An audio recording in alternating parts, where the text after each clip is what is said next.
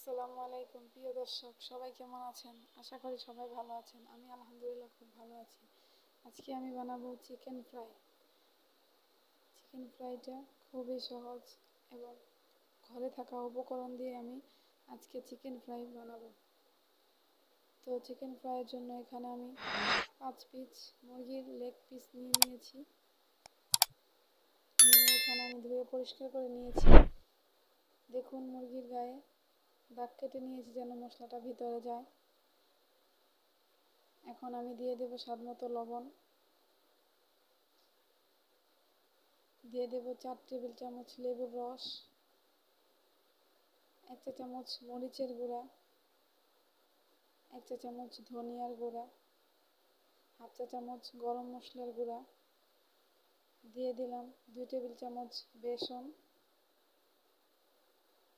দিয়ে দিলাম 2 টেবিল চামচ কর্নফ্লাওয়ার, দিয়ে দিলাম সামান্য পরিমাণ আদা রসুন বাটা।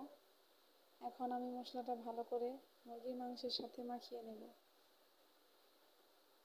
মশলাটা ভালো করে ডলে ডলে কষলে কষলে মেখে নেব যেন মশলাটা ভেতরে ঢুকে যায়।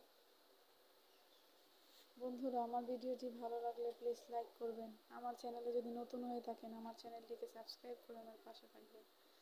এখন আমি মুরগির মাংসটা 2 ঘন্টা রেস্টে রেখে দিয়েছি। 2 ঘন্টা পর চলে আসলাম। এখানে আমি পর্যাপ্ত পরিমাণ তেল গরম করে নিয়েছি। গরম তেলে আমি মুরগির পিসগুলো এক এক করে দিয়ে উল্টে পাল্টে ভালো করে লাল করে ভেজে নেব।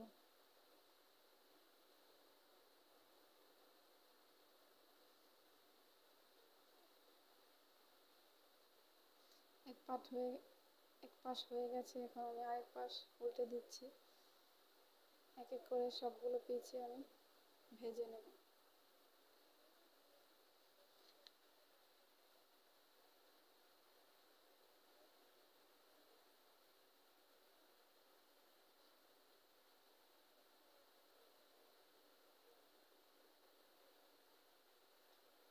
তো হয়ে গেল চিকেন ফ্রাই।